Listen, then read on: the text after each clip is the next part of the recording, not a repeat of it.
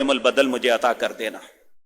تو میرے عزیز بھائیوں، جہاں جنہیں اللہ نے مال دیا ہے انہیں دینے کا حکم دیا ہے، وہاں لینے والوں کو بھی پابند کیا ہے کہ بغیر ضرورت نہ لینا۔ تو میرے عزیز بھائیوں، اب سوال یہ پیدا ہوتا ہے کن لوگوں پہ یہ فریضہ مقرر ہوتا ہے؟ نبی کریم صلی اللہ علیہ وسلم نے جو معیار مقرر فرمایا وہ دو باتیں تھیں، یا 52.5 تولے چاندی یا 7.5 تولے سونا۔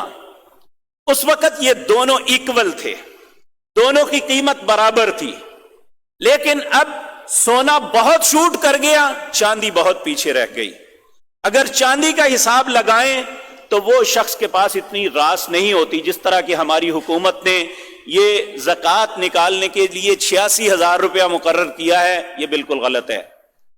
اب معیار ہے 7.5 تولے سونا، یہ تقریباً آج کے ریٹ کے مطابق 1,30,000 روپے خالص سونے کا ریٹ ہے۔ 9,75,000 روپے جس کے پاس اثاثے ہیں اس پہ زکوٰۃ دینی فرض بن جاتی ہے، یا اس سے زائد۔ اس کے پاس سونا ہے تو سونے میں سے بھی زکوٰۃ دینی ہوگی، اگر اس کے پاس نقدی ہے تو نقدی بھی کی زکوٰۃ دینی ہے، اگر اس کے پاس مال ہے خام یا راب مال بنا ہوا ہے تو اس پہ بھی زکوٰۃ دینی ہے۔ ہاں، پراپرٹی پہ زکوٰۃ نہیں ہے، گھر جس میں رہتا ہے، دکان جس میں کام کرتا ہے، فیکٹری جس میں مال بناتا ہے، مشینری پہ زکوٰۃ نہیں ہے، سواری پہ زکوٰۃ نہیں ہے، لیکن جو سونا چاندی مال نقدی جو اس کے قائم مقام ہے اور جو ہمارے پاس مال پڑا ہوا ہے اس پہ زکوٰۃ دینی ہے۔ اگر ہمارے ٹوٹل اثاثوں کی قیمت 9,75,000 روپے یا اس سے زائد ہے تو پھر اس پہ فریضہ ہے کہ وہ 40,000 میں سے 1,000، 1,00,000 میں سے 2,500 روپے اللہ کے راستے میں خرچ کرے گا۔ اب سوال یہ پیدا ہوتا ہے، یہاں زیور جو ہے یہ بنا ہوتا ہے، اس میں کچھ کھوٹ ہوتی ہے۔ زیور کا اس وقت ریٹ 1,20,000 روپے ہے، خالص سونے کا 1,30,000 روپے ہے۔ اگر کسی کے پاس بسکٹ پڑے ہوئے ہیں تو ان پہ وہ 3,250 روپے فی تولہ زکوٰۃ دے گا۔ اگر بنا ہوا زیور ہے تو اس پہ 3,000 روپے فی تولہ زکوٰۃ دے گا۔ یہ آج کے سونے کے ریٹ کے مطابق زکوٰۃ کا معاملہ ہے۔ اسی طرح جو ذمہ دار ہیں، انشاءاللہ چند دنوں کے بعد ان کی فصل آئے گی، اللہ سب کی فصلوں میں برکت عطا فرما دے۔ اللہ رب العزت فرماتے ہیں وَآتُوا حَقَّهُ يَوْمَ حَصَادِهِ، جب تم اپنی فصل کو کاٹو تو پھر اس کا قریبوں کا حق دو۔ وہاں کیا حق ہے؟ نبی صلی اللہ علیہ وسلم نے فرمایا اگر اس کا جھاڑ 10 من ہے، اگر اس کی زمین بارانی ہے، پانی آسمانی لگا، اس پہ کوئی خرچہ نہیں آیا، تو پھر 10 من میں سے 1 من وہ اسے زکوٰۃ دینی پڑے گی۔ اور اگر اس نے پانی قیمتاً لگایا، یعنی وہ نہری پانی مالیہ دے کے لگوایا یا ٹیوب ویل کے ذریعے لگوایا یا کسی طریقے سے کھینچ کے لگوایا، اس پہ اگر اخراجات آئے تو 20 من میں سے 1 من وہ اپنے فصل کی جو ہے وہ زکوٰۃ دے گا۔ تو یہ میرے عزیز بھائیوں معیار اللہ نے اپنے حبیب کریم جناب محمد الرسول اللہ صلی اللہ علیہ وسلم کی زبان مطہرہ سے ہمیں بتایا۔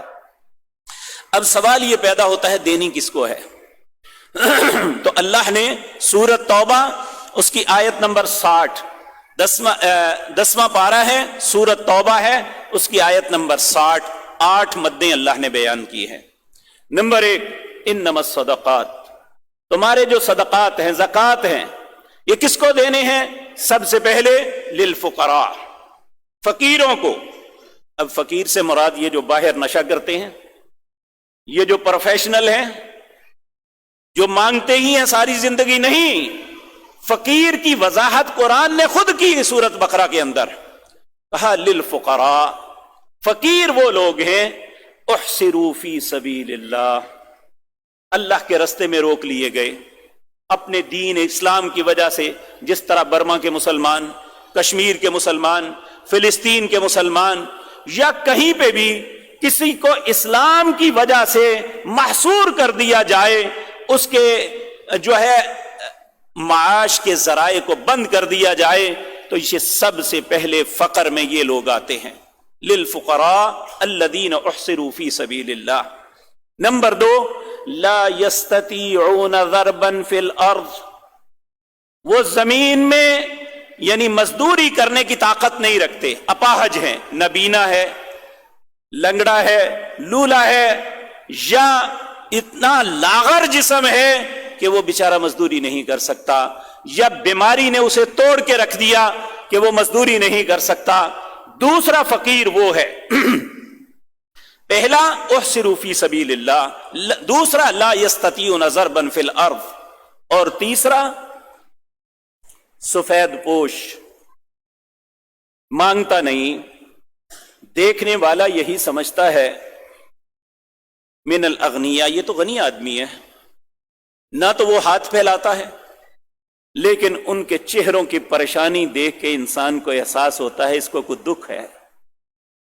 اس لیے میرے پیارے بھائیوں، ہمیں حکم ہے، پہلی بات تو جب گھر میں اچھا کھانا پکاؤ تو اس میں کچھ تھوڑا سا شوربہ زیادہ کر لو اپنے پڑوسی کے لیے، کہ ہمارے گھر میں تو بڑی خوبصورت خوشبوئیں آئیں، بنے ہوئے گوشتوں کی اور بے شمار لوازمات کی، اور ہمارا پڑوسی جو ہے ایک گلاس پانی کے لیے بھی ترستا ہو، تو پھر اس بات پہ اللہ نے ہمیں پوچھنا ہے کہ تم نے تو بڑے اچھے طریقے سے کھایا، تیرے بچے تو سیر ہو گئے، تم نے بڑا ہوا پکڑ کے ڈسٹ بن میں ڈال دیا، تمہیں اپنے پڑوسی کا خیال نہ آیا۔ اسی طرح ہمارے رشتہ داروں کے اندر ایسے لوگ ہوتے ہیں جو بہت ہی ہمیں احساس ہوتا ہے، پتہ ہوتا ہے، لیکن نہیں دیتے رشتہ داروں کو، جبکہ یہ بات یاد رکھیں، جو صدقہ ہے یا زکوٰۃ ہے، اس کا سب سے زیادہ اجر اس بندے کو ملے گا جو اپنے سب سے قریبی عزیز کو دیتا ہے۔ اگر آپ رشتہ دار کو دیں گے تو 2 ثواب ملیں گے، ایک ثواب جو آپ نے صدقہ کیا، دوسرا ثواب آپ نے صلہ رحمی کی، رشتہ داروں کا حق پہچانا، اللہ 2 اجر عطا فرمائیں گے۔ اگر کسی عام مسکین کو دیں گے، عمومی طور پہ بھائی پوچھتے ہیں کیا بھائی کو زکوٰۃ دی جا سکتی ہے؟ سب سے پہلا حق اس کا ہے۔ اگر بھائی غریب ہے، بھائی مسکین ہے، بہن بیوہ ہو گئی ہے، تو کسی مدرسے، کسی ہسپتال کا کوئی حق نہیں، سب سے پہلے حق ان کا ہے، آپ ان کو دیں۔ آپ کے بہن بھائی آپ کی دولت مندی کی وجہ سے تڑپتے نہ رہیں، بلکہ سکون کی زندگی حاصل کریں۔ میں بہت سے ایسے لوگوں کو دیکھا جو اپنے رشتہ داروں کو کھڑا کرتے ہیں،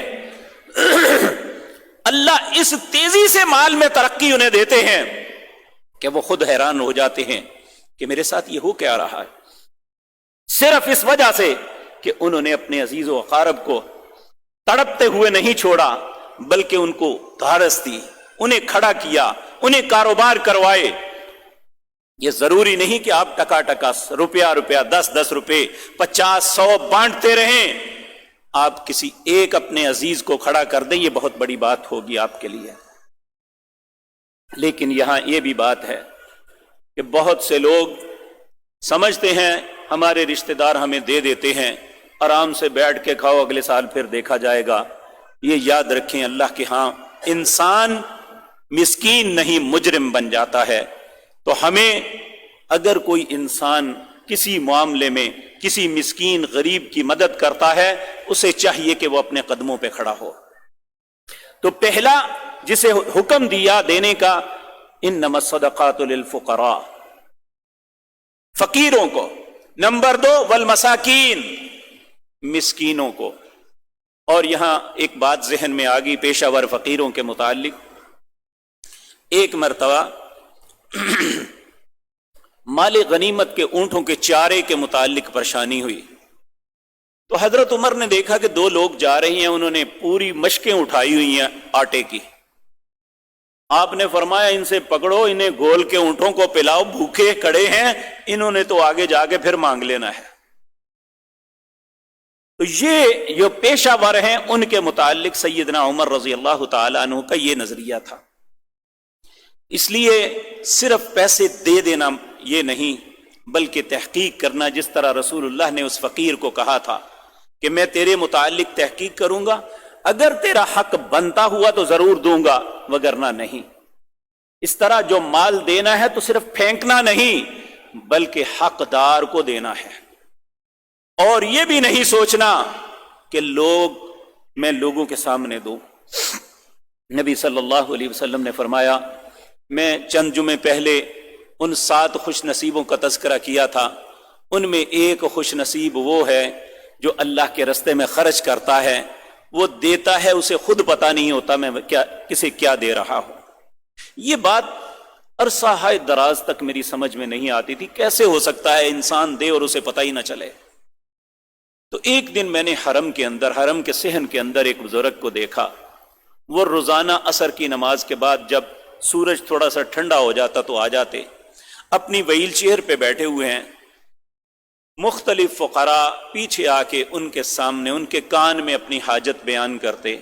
وہ اپنی پاکٹ میں ہاتھ ڈالتے، انہیں نہیں علم کہ میں 100 ریال دے رہا ہوں، 500 ریال دے رہا ہوں یا 10 ریال دے رہا ہوں. بس وہ جب تک بیٹھے رہتے وہ لوگوں کو دیتے جاتے.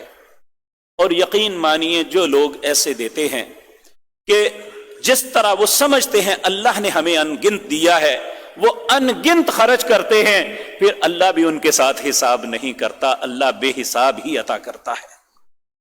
تو اللہ رب العزت نے دوسرا فرمایا والمساکین، مسکینوں کو دے دے. مسکین کون ہے؟ میں اس کی وضاحت عرض کر چکا کہ جو کام کرتا ہو اس کے باوجود اس کے پاس اتنے پیسے نہیں جمع ہوتے کہ وہ اپنے گھر والوں کی اچھے طریقے سے کفالت کر سکے. اور دیکھیں ہم ہر جمعے کو دوسری رکعت میں سورت دہر سنتے ہیں، اللہ کو ان بندوں پہ بڑا پیار آتا ہے. کہا وَيُطْعِمُونَ الطَّعَامَ عَلَى حُبِّهِ مِسْكِينًا وَيَتِيمًا وَأَسِيرًا، کہ میرے وہ بندے جو کھلاتے ہیں اپنے رب کو راضی کرنے کے لیے یتیموں کو، مسکینوں کو اور قیدیوں کو. اور کھلانے کے بعد یہ نہیں کہتے، پتہ کیا کہتے ہیں؟ انما نطعمکم لوجہ اللہ، ہم نے تو صرف اللہ کو راضی کرنے کے لیے کھلایا ہے. لا اريد منکم جزاء ولا شکورا، ہم قطعاً یہ نہیں چاہتے کہ تم ہمارا شکریہ ادا کرو اور نہ ہم تم سے کوئی بدلہ مانگتے ہیں. لیکن ہم دے کے پتہ کیا کہتے ہیں؟ ساڈیاں زکاتاں کھا کے ساڈے اگے گلاں کرنا ہے. بھئی تمہارا ہے کیا تھا؟ جب ہم نے زکات دی وہ حق ان کا تھا جو ہم نے دیا. ہم نے اپنے سر سے بوجھ اتارا، ہم اللہ کی بارگاہ میں مجرم تھے اور اللہ کا حق دے کے جرم کی صف سے نکل گئے. اللہ ہم نے اپنے مال کو پاک کیا، وہ جو انہیں دیا تھا وہ انہی کا حق تھا. ہم یہ بات زندگی بھر نہیں کہہ سکتے. اللہ رب العزت سورۃ بقرہ کے اندر یہ فرماتے ہیں، وہ لوگ جو اپنا مال خرچ کرتے ہیں پھر ایذا دیتے ہیں، کہا ان کے لیے اللہ کا یہ فرمان قول معروف ومغفرۃ خیر من صدقۃ یتبعها اذى، اچھے انداز میں کہہ دو بابا جی معاف کرو، اماں جی آپ معاف کریں، یہ بہتر ہے اس بات سے کہ صدقہ دے کے اسے ایذا دو، اسے کسی تکلیف میں یا اسے تانا زنی کرنی شروع کر دو. اور اسی طرح میرے پیارے بھائیوں، کسی کو دکھانے کے لیے نہ کرو کہ کوئی کسی کے سامنے ہم دکھا کے کریں کہ میں یہ کر رہا ہوں. عمومی طور پہ یہ ہوتا ہے. ہاں اس نیت سے آپ کر سکتے ہیں کہ یہ ایک خیر کا کام ہے، میں ابتدا کرتا ہوں، مجھے دیکھ کے اور بھی لوگ نیکی کے رستے پہ آئیں گے، اس میں کوئی حرج نہیں. لیکن اس نیت سے کریں کہ لوگ دیکھیں گے اور مجھے کہیں گے سخی ہے. قیامت کے دن سب سے پہلے 3 لوگ جو جہنم سے گرم کیے جائیں گے، ان میں ایک یہ غنی انسان بھی ہوگا. اللہ اس سے پوچھیں گے میں نے تجھے مال دیا، کیا کیا؟ تو وہ کہے گا اللہ میں تیرے رستے میں دن رات خرچ کرتا رہا.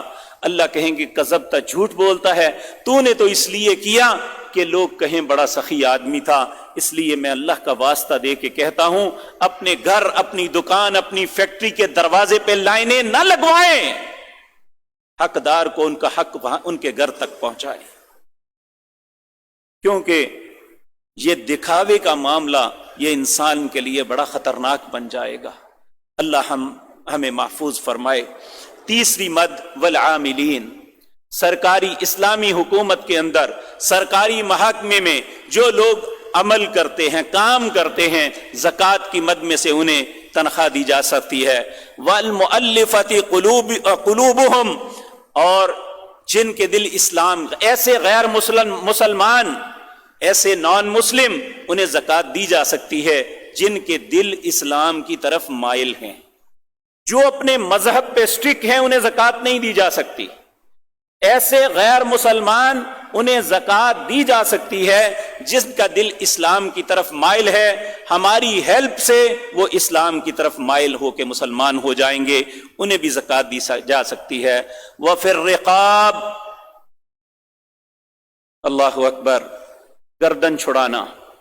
اس زمانے میں تو غلام تھے جن کی گردن چھڑائی جا سکتی تھی، آج مقروض کی گردن کو چھڑانا یہ زکوٰۃ سے کیا جا سکتا ہے۔ لیکن مقروض کون سا؟ جس نے بینک سے قرضہ لے کے سود پہ پیسے لیے تھے، اب وہ کرائسس میں آ گیا، یہ نہیں، جو کام کرتے ہوئے بیچارہ کسی معاملے میں کرائسس میں آیا، اسے گھاٹا پڑ گیا، ایسا مقروض آدمی وفی الرقاب، اس کی گردن کو آزاد کروانا، یہ اس سے کر سکتے ہیں۔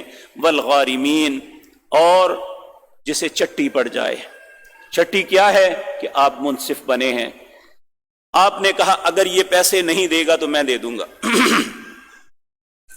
وہ مکر گیا، نہیں دے رہا، اللہ نے کہا اب تم نے اپنا عہد پورا کرنا ہے، چاہے اپنی زکوٰۃ سے دے دو یا لوگوں سے زکوٰۃ لے کے پیسے دے دو، جو عہد اللہ کے نام پہ کیا تھا اسے تم نے پورا کرنا ہے۔ تو اگر چٹی پڑ جائے انسان کو ایسے کسی بھی معاملے میں، اس نے نہیں دینے تھے، کسی کی ضمانت دے بیٹھا، تو اسے چاہیے کہ اس ضمانت کو بھرے، چاہے اپنی زکوٰۃ کے پیسوں سے یا لوگوں سے لے کے، وفی سبیل اللہ، اللہ کے رستے میں۔ یہ بڑا وسیع موضوع ہے۔ آپ ایک ہسپتال بناتے ہیں، اس میں غرباء، مساکین اور عوام الناس کا علاج مفت کرتے ہیں، ایسے ہسپتال کو دی جا سکتی ہے، کیونکہ یہ بھی اللہ کے لیے کیا جاتا ہے، انسانیت کی خدمت کے لیے۔ اسی طرح مدارس، جہاں اللہ کے قرآن کی تعلیم دی جاتی ہے تاکہ اللہ کے دین کو پھیلایا جا سکے، آپ انہیں دے سکتے ہیں۔ اسی طرح علی ھذا القیاس، بعض ہمیں تاریخ کی کتابوں میں ملتا ہے کہ بعض خلفاء نے جب زکوٰۃ کی رقم ہوئی تو اس سے راہداریاں بنائیں۔ تو اسی طرح وابن السبیل، مسافر، یہ آج کل ایک کاروبار بن گیا ہے کہ میں فلاں جگہ سے آیا، میری جیب کٹ گئی۔ اگر واقعتاً کو مسافر، اس کے پاس توشہ ختم ہو گیا تو زکوٰۃ کے مال، چاہے وہ اپنے گھر میں امیر کیوں نہیں، اسے زکوٰۃ کے مال میں سے گھر جانے تک اسباب دیے جا سکتے ہیں۔ فریضۃ من اللہ، اللہ فرماتے ہیں یہ اللہ کی طرف سے فریضہ ہے۔ واللہ علیم حکیم، اللہ جاننے والے اور حکمت والے ہیں۔ تو میرے عزیز بھائیوں، یہ اسلام کے مالیاتی نظام میں ایک مالیاتی دنیا کا نظام ہے جس میں خود غرضی اور دوسرے کے مال کو چھیننا، اپنے معاملات کا تحفظ، صرف یہی سوچ ہوتی ہے۔ لیکن اسلام کے مالیاتی نظام میں یہ ہے کہ تم دوسرے کے ساتھ خیر کرو، تمہارا رب تمہارے ساتھ خیر کرے گا۔ اللہ یہ باتیں مجھے اور آپ کو سمجھنے کی توفیق عطا فرمائے۔ یاد رکھیں، اس زکوٰۃ کو چٹی سمجھ کے نہ دینا۔ قیامت کی نشانیوں میں ایک نشانی ہے کہ لوگ زکوٰۃ کو چٹی سمجھ کے دیں گے، یہ ہم پہ مصیبت پڑی۔